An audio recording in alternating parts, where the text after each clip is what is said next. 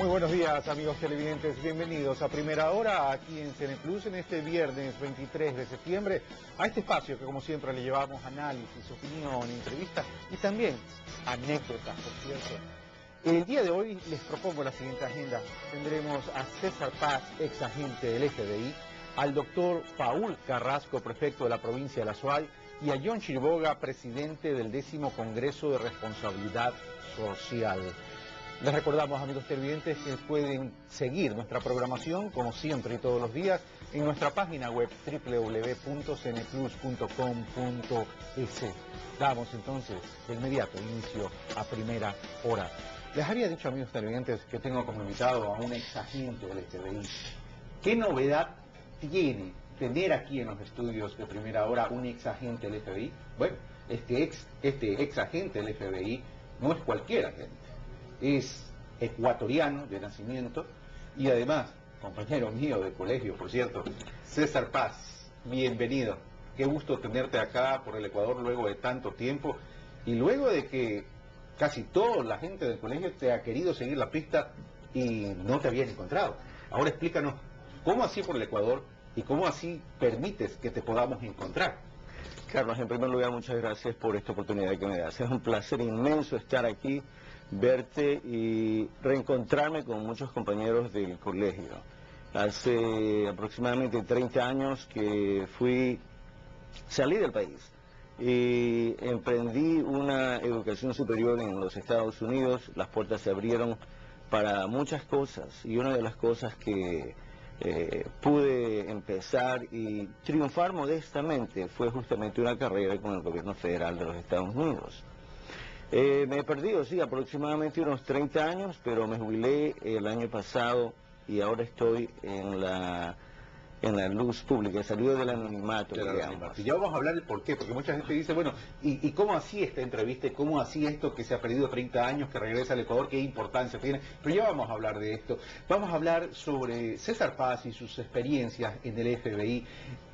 Cuando comuniqué a través de un correo electrónico a los compañeros de colegio que te iba a entrevistar, alguien me contestó, David Martínez, me acuerdo que me envió un correo que me causó gracia. ¿César Paz acaso es aquel cachiporrero del Colegio San José La Salle, que era además atleta, que tiraba la cachiporra como 10 pisos arriba y la cogía dándose volantines como que si nada? De cachiporrero a agente secreto del FBI. Cuéntanos un poco tus experiencias. Bueno, en primer lugar quisiera mencionar, hacer hincapié que la base del éxito modesto que he tenido se sembró y se cultivó en el colegio, en mi educación, en el Colegio San José La Salle. Los recuerdos de ese colegio, las experiencias que pasé ahí, se han quedado conmigo, las he tratado de pasar a mis hijos, a otras personas en mi familia. Se te dieron las bases. Exactamente. Las bases, los principios, los valores, y te dio la disciplina. Más que nada la disciplina y los principios, los valores que fueron implantados. Las experiencias que tuvimos ahí como compañeros, como estudiantes, ya sea en el grupo de gimnasia olímpica o en la banda de guerra, una banda de guerra excelente de más de 250 componentes que siempre que desfilaba pues se destacaba, ¿no? Premiada todos los años y tú como cachiporrero siempre ganabas, me acuerdo. Bueno, desde muy niño siendo cachiporrero. Exactamente, desde el primer grado. Y hay una anécdota que te quisiera conversar, si es posible. Claro. Ya en Estados Unidos, en la universidad, casado con mi familia y todo, y regreso un 7 de octubre a Guayaquil a visitar y paso por el colegio. Me encontré con el hermano Benigno, que era el director de la banda. ¿Y qué sucede? Que me ve y me dice, ¿qué haces aquí? Y le digo, vengo a visitar, no te vayas, te necesito para mañana. Y le digo, ¿pero qué pasa? Mañana es 8 de octubre, sí, no tenemos cachiporrero. Me envió al sastre esa misma tarde, me hizo las medidas del sastre, a las 6 de la mañana del día siguiente, tenía el uniforme, no tenía la gorra oficial, que era la que llevaba, pero tenía una cristina. Tuve que comprar zapatos, medias, corbata, camisa, y desfilé al siguiente día. Anécdotas que son interesantes. ¿Y qué edad tenías luego? ¿Qué tiempo habías tenido después de haber salido del colegio? Ya había sido como aproximadamente unos 4 años. 4 años, o sea que ya estabas mayorcito, digamos. Exacto. Ahora, ¿qué te lleva a Estados Unidos? ¿Qué te lleva a entrar al FBI? Porque, por cierto, no es una profesión nada fácil ni nada sencilla, César. Bueno, lo que me lleva es justamente el deseo que tenía desde muy joven de ser un agente secreto. Ese fue un sueño que tenía. He tenido un par de sueños y el primer sueño se ha hecho realidad. El segundo está en construcción ahora. Y ¿qué me lleva a Estados Unidos? No solamente el deseo de triunfar, pero el deseo de una mejor educación, de una educación superior. Así es que estudié en Estados Unidos, en la Universidad de Utah. ¿Qué estudiaste? Criminología e idiomas. Criminología e idiomas, o sea, ya tenías en tu cabeza claramente una hoja de ruta establecida de lo que querías hacer. Claro, siempre me han interesado las leyes, siempre me ha interesado la criminología. Y una de las cosas que quería hacer es eso, triunfar en el área criminalista. Alrededor del tercer año de universidad me conocí con un par de personas que trabajaban para el Servicio de Inmigración. Me dijeron que tenía ciertas aptitudes y ciertas cualidades que yo debería explotarlas. Y fue así cuando me gradué de la universidad, cuando terminé todos mis exámenes, recuerdo el último. ¿Qué es lo que pasa? Me ven ellos y me dicen, tienes que solicitar trabajo. Tienes ciertas cualidades que no las vemos aquí mucho, y las cualidades eran justamente las cualidades que había desarrollado cuando yo estuve en el Colegio San José La Salle. Honestidad, trabajo arduo, los estudios mismos en sí, los estudios académicos en el Colegio San José La Salle fueron altísimos. La demanda que nosotros teníamos, no solamente en cuanto a conducta, pero estudios en sí, ha sido para mí algo inigualable. Y la perseverancia que nos enseñaron a tener, además. Correcto. Nos hicieron luchadores, nos hicieron ganadores, nos hicieron triunfadores. Y la verdad es que hay que agradecerlo en ese sentido. Eso es verdad, hay que reconocer, porque el trabajo que los hermanos del colegio hicieron fue un trabajo excelente. Entonces, ¿qué me lleva? Bueno, llego a Estados Unidos, mis estudios, me conozco con estos dos agentes, quienes se hicieron muy buenos amigos, ahora ya están jubilados. Se jubilaron antes de que yo me jubilara. Pero la meta mía era de, sí, trabajar como un agente secreto, y en mi mira estaba justamente el FBI. Ahora, en tu mira estaba el FBI. Estoy mostrando ahorita a la cámara este cuadro. ¿Puedes tú ir explicando lo que se trata, César? Sí, cómo no. Las credenciales que están a tu izquierda son las credenciales que llevé por muchos años de identificación. Fueron expedidas por el FBI justamente con la autorización del Procurador de la Nación. La placa que está a tu derecha, en la parte superior, a tu derecha, del otro lado, a tu derecha, ahí exactamente, esa es la placa que llevé, la placa 4919 que llevé por 21 años con el FBI. Las medallas o condecoraciones que ves en la parte, o debajo de la placa, la de la derecha es la llave o condecoración de los 10 años por servicio con excelencia, y la segunda, la de los 20 años. Son copias de las originales. La primera, de los 10 años, se la di a mi esposa, quien nos acompaña hoy día aquí en el estudio. Y la de 20 años, pues como es común, la hice montar en un anillo, como lo hacemos los agentes, y, sí, claro. Y la llevo con orgullo, pero al mismo tiempo con humildad. ¿Por qué? Porque el trabajo que se hizo a la comunidad, que se hizo a la sociedad, no solamente en los Estados Unidos, pero fuera de los Estados Unidos, es un trabajo de mucha responsabilidad, es un trabajo de mucho sacrificio. ¿Por qué? Porque nosotros tenemos que no solamente respetar la Constitución, pero ejecutar las leyes que la misma Constitución tiene. Ahora, cuando entraste al FBI, te devuelvo el anillo, César. Cuando entraste al FBI, ¿en qué consistió tu trabajo y cómo se fue desarrollando esta relación tuya con el FBI?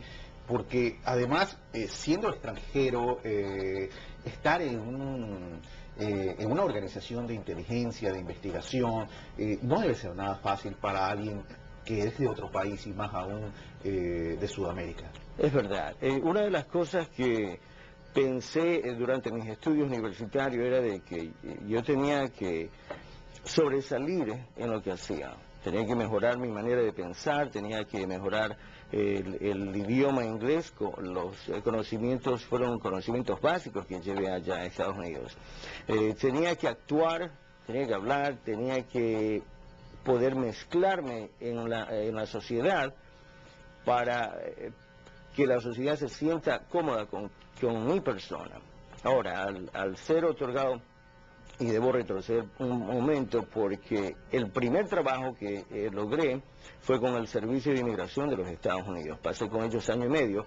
La solicitud de empleo con el FBI seguía por detrás porque esa era mi meta. Y cuando llegó el momento y me extendieron una plaza en la academia como aspirante, pues eso fue en diciembre, mi señora y yo lo celebramos, eso fue una bendición inmensa. El poder acceder a la academia. Exacto. Pero el proceso de ingreso y de selección tiene que haber sido muy duro. No solamente, bueno, de lo que recuerdo que pasó ese año, aproximadamente 10.000 y algo de personas solicitaron trabajo. Y para solicitar trabajo tú necesitas ser un ciudadano americano, tener un récord completamente limpio, no drogas, no abuso de alcohol, no un crédito excelente. Y aparte de eso, pues como es tan competitivo, tener evidencia de que tú vas a hacer un aporte, no solamente al FBI, pero a la sociedad en sí. Más de 10.000 solicitaron trabajo, pero 480 y algo fueron los agentes que entraron a la academia. Y como 430 o 440 fueron los que se graduaron. O sea que alrededor del año, o a través del año, perdimos aproximadamente unos 30 o 40 agentes que no pudieron terminar. César, te invito a un corte, regresamos, y ahora al regreso vamos a hablar en qué consistió tu trabajo como agente secreto. Agente secreto que, por cierto, te llevó de estado en estado con identidades que no era la propia, por cierto. Correcto. Vamos a hacer una pausa y regresamos con más de esta agradable conversación con César Paz, agente secreto.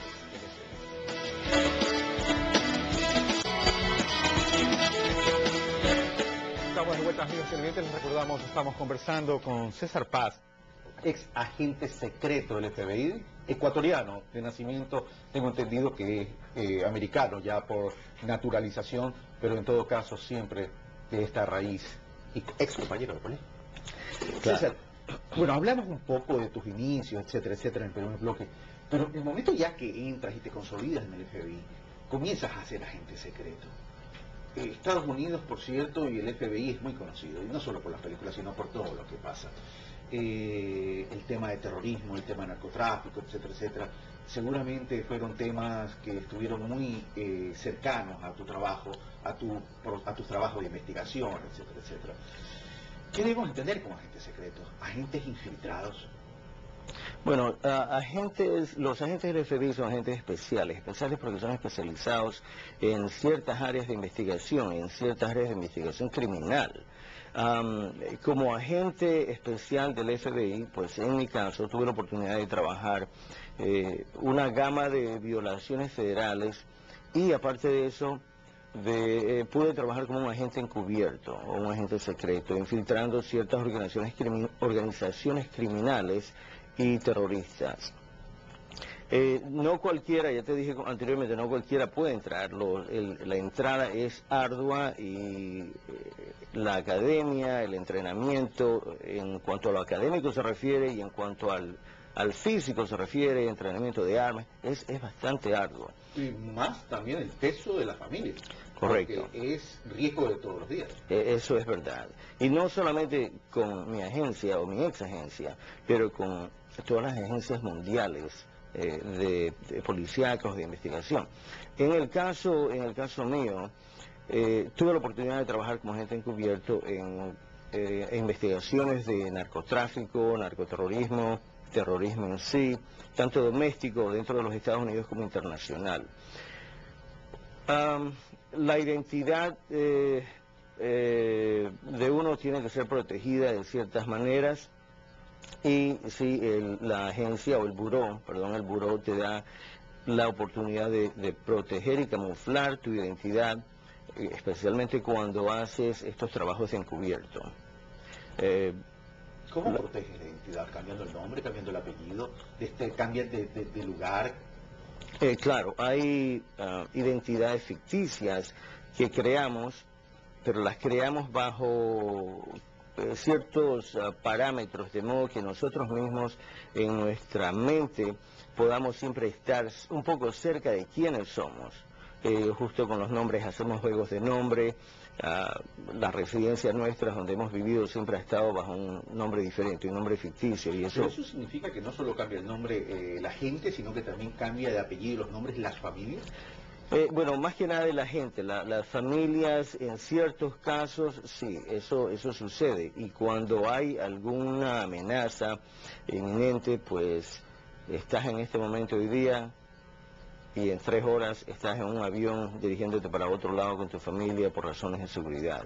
Felizmente, bueno, hubo un par de ocasiones en que tuvimos que tomar ciertas precauciones, pero no nos pasó nada. Todo quedó manejado bastante bien. ¿Cómo puedes estabilizar emocionalmente entre el trabajo que tienes que hacer de alto riesgo, de alta exposición, y por otro lado parte de la mente y tu corazón mirando hacia tu familia que se queda en la casa mientras tú tenías que infiltrarte en estos grupos de narcotráfico y de terrorismo? Es difícil, es sumamente difícil, es un trabajo arduo. ¿Por qué? Porque tú tienes que mantener 2 vidas. La vida tuya personal con tu familia, con tus problemas de salud de tus hijos o de tu esposa, tal vez, qué sé yo, problemas financieros o problemas de estudio de tus hijos, se dañó el carro, hay que reparar el aire acondicionado, diferentes cosas. Pero ahí viene a jugar los principios, los valores, la disciplina que has establecido, que has forjado desde los principios tuyos en la escuela, colegio, universidad. Ahora, la otra identidad y el trabajo, eso es intocable, eso es inviolable. Tú tienes que estar concentrado en lo que haces, porque si titubeas, si te equivocas, si dices lo incorrecto, no regresas a casa. Felizmente he tenido un apoyo inmenso, mi señora. Y el apoyo familiar es tremendo, y la felicito a tu señora, por cierto, porque no es fácil poder convivir con este tipo de exposición en términos de riesgo. Ahora, ¿cuáles son los principales casos que tuviste que manejar en términos de narcotráfico y terrorismo? Bueno, en cuanto a narcotráfico, tuve la oportunidad de hacer investigaciones encubiertas en contra de los carteles de la costa del norte en Colombia, el cartel de Cali. Tuve la oportunidad de trabajar dentro de los Estados Unidos en casos de narcotráfico, de secuestros, de extorsión, haciendo no solamente el papel de un agente encubierto, y en ciertos casos, y en otros casos como el agente encargado del caso, con un presupuesto para el caso. O sea, no es que solamente hacemos investigaciones, sino que somos administradores de todos los aspectos de un caso, porque un caso requiere un presupuesto. Tienes que mantener o mantenerte dentro de los parámetros del presupuesto, dentro de los parámetros de las leyes, dentro de los parámetros administrativos de la propia agencia, del buró. Tienes que mantenerte dentro de tus propias metas. O sea que es un trabajo multifacético. Y la disciplina te lleva a que continúes con todos estos aspectos adelante. Mi señora sabía hacer chiste, ¿no? Ella me decía, bueno, tú trabajas terrorismo internacional afuera, pero yo trabajo terrorismo doméstico con mis hijos en casa. A lo mejor ese es el más difícil. Ese es el más difícil. Y más desgastante. Exacto. Ahora, tengo entendido que regresas a Estados Unidos ya mismo, es decir, en los próximos días, porque te van a dar una condecoración, un reconocimiento por haber desbaratado una banda de terrorismo. Eso es verdad. Lo que pasó fue esto. Del año 2006 al 2008 trabajé como agente encubierto en un caso de terrorismo doméstico. En el 2008, a fines del 2008, se arrestaron a los sujetos. Por cierto, este caso salió ya a la luz y puedo conversar un poco del caso, pero en breves rasgos, fueron arrestadas las personas, fueron llevadas a juicio, ganamos el juicio, las personas recibieron sentencias de medianas a largas, y recuperamos millones en dólares en cuentas en otros países y también en los Estados Unidos. Recuperamos, imagínate, si mal no recuerdo, eran como $800.000 en monedas de oro, en Krugerrands. Bueno, en el 2008 termina la investigación, se arresta a las personas, pero todo el 2009 estamos en preparación del caso para presentarlo a la Corte, testimonios, evidencia, vamos a la Corte, al jurado. Perfecto, en octubre del 2009 ganamos el caso y en diciembre del 2009, el 31 de diciembre, que fue mi último día de trabajo, pues me despedí, tuvimos una modesta despedida y se cerró el caso. Cerré mi vida con el FBI. Hace aproximadamente 3 semanas y media me encontraba en Miami almorzando con unos cuantos agentes, amigos míos, unos retirados y otros activos, y sonó un teléfono celular del agente que estaba al lado mío. Me entrega el teléfono y ¿quién era? Era la fiscal, la asistente al fiscal federal de los Estados Unidos, que me decía que había sido seleccionado como el agente federal del año 2011 en el retiro. ¿Agente federal del año? Sí. Con relación al caso de terrorismo, pero esto es algo no común. ¿Por qué? Porque estas condecoraciones, estas menciones honoríficas se hacen cuando los agentes están activos. Entonces, ¿qué pasa? Lo recibo como un civil, pero este premio no solamente lo comparto con mi señora, con mis hijos, pero lo comparto con el pueblo ecuatoriano. Eso es importante. ¿Cómo no? Hay que volver a las raíces. No olvidarse de las raíces. Ahora, no puedo dejarte de preguntar, César, el 11 de septiembre. El 11 de septiembre tiene que haber sido, para ti en especial, impactante. Agente del FBI, todavía en servicio activo. Correcto. Y sucede esto. ¿Cuál fue tu vivencia en ese momento? El 11 de septiembre fue un día martes, si mal no recuerdo, y me habían pedido, o me habían elegido para que sea el agente de turno, el que toma las llamadas y recibe informaciones. Todos tenemos que hacerlo. Es un trabajo un poco, no digamos mundano, pero es rutinario, y uno tiene que dejar el resto de las investigaciones, pero a dedicarse a esto. La primera mala noticia de la mañana, un avión se chocó en contra de una de las torres, y la segunda mala, otro avión se chocó, y 2 malas más. ¿Te acuerdas de eso? Fue impactante. ¿Por qué? Porque cambió la dinámica de la oficina, especialmente en Miami. Completamente cambió la dinámica. La unión de todos los agentes nos llevó y el deseo de encontrar a estas personas que hicieron tanto daño. No solamente hicieron daño a los Estados Unidos, pero al mundo entero, porque muchos sacaron... Vas a seguir haciendo daño. Correcto. Tuvimos que salir, trabajar sin parar, horas de horas, 24 horas al día, 7 días a la semana. El 11 de septiembre, César, donde se puso en evidencia que los sistemas de seguridad americanos fallaron, que no eran tan perfectos. ¿Qué pasó por la mente de las personas que vivían en esa zona, en Estados Unidos en general, pero especialmente en la zona de riesgo? Un choque psicológico.